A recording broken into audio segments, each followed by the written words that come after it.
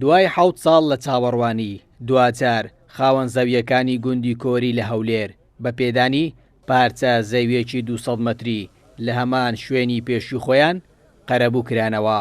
ژمارەی و هاوڵاتیانەی لەم قەرەبووە سوودمەند بوون 4124 کەسن.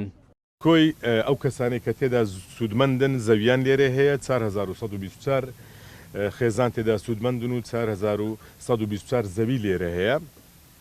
لە نەتیجەی هەموو ڕوبەری زەویەکە 830 دۆنمە کە حکوومەت لە بۆی دیاری کردیە. خاوەن زەویەکانی گوندی کۆری دەڵێن هاوڵاتیانی هەژار و کرێچین بۆیە داوا دەکەن لە زووترین کات ڕێگە بدەن خان و لەسەر زەویەکانیان دروست بکەن و خزمەت گوزاری بۆ گەڕەکەکەیان دابین بکرێت.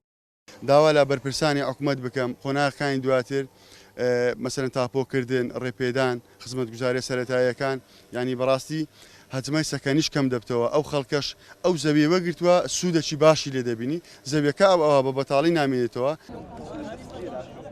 سەرۆکی شارەوانی دەڵێت لە قۆناغی یەکەم سەرەبرۆکی کۆڵانەکانیان دیاری کردووە لە ماوەی 2 مانگی داهاتوش تەواوی ڕێکارە کارجێریەکان تەواو دەبێت زەویەکان لەسەر خاوەنەکانیان تاپۆ دەکرێت. ئەوڕۆ مەبەستمان لەسەر ئەو سەربلۆکانە بۆ ئەوەی ئامادەکاری تەواو بکرێتن کە لە ئایندێکی نزیک لەگەڵ وەرگرتنەوەی وێنەی تۆماریوان ئێمە لە سەرۆکاتی شارەوانی هەولێر ڕێپێدانی دروستکردنی خانوویان پێیان دەدەین. نزیکەی 10 ساڵ پێش ئێستا دەست بە دروستکردنی گوندی کۆری کرا بەڵام بەشێکی تەواو نەکرا. دوای 7 ساڵ بە پێدانی پارچەیەک زەوی خاوەنەکانیان قەرەبوو کرانەوە. ڕەنجە ڕەحمان، کورتسات نیوز، هاولێر.